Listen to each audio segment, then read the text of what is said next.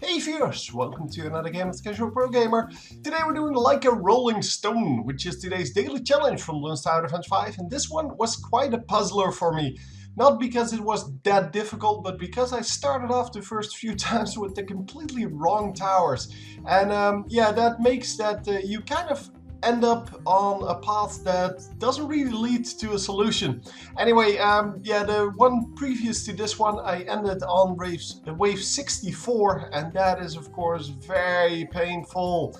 There are 65 rounds, or well, you have to go to round 65, and it takes a long time to get there. Well, this one was about 14 minutes. So it's not like it's super long. It's not like the 30 minutes that we've seen in previous challenges this week, or this month I should say.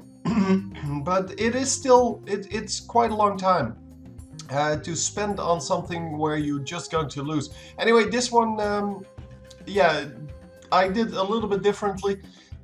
64 is of course a bunch of Moabs, so what I did differently here, I did exactly the same thing as, well, as far as I could remember.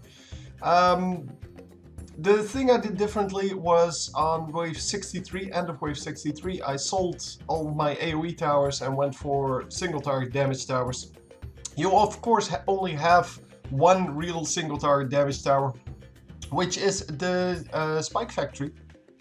The Spike Factory currently at 2 and 2. It was 1 and 2 for wave 1, which is wave 25, and then I spent all my money basically on wave 1, and then I saved up until I had 900. So that would be exactly wave 28, where you can then, or wave 27 I should say, where you can then afford the 2 and 0 upgrade, which is of course the red hot spikes, allowing you to pop the lead balloons on wave 28. So anyhow, we're going to upgrade all of these, the range on all of these guys. Most of them have camo detection. All of the red ones have camo detection, so 2 and 0. All of the green ones are 1 and 0, and of course, well, the others you can, or the other one you can see, because that is 4 and 0.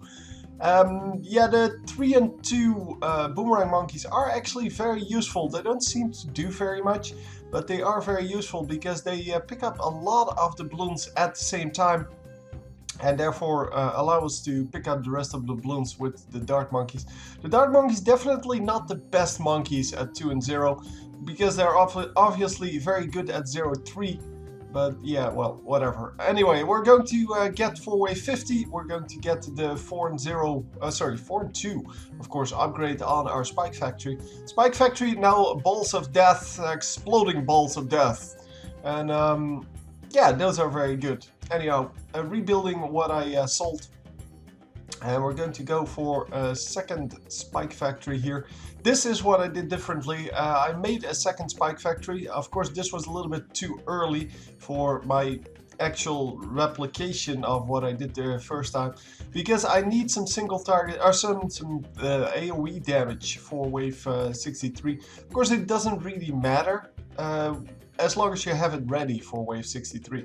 Here there are still plenty of Moabs to deal with, so yeah, the spike balls are not going to be used, but yeah, the AoE damage is also not very necessary because of all those Moabs, and those Moabs are, yeah, the only one that you have to care about.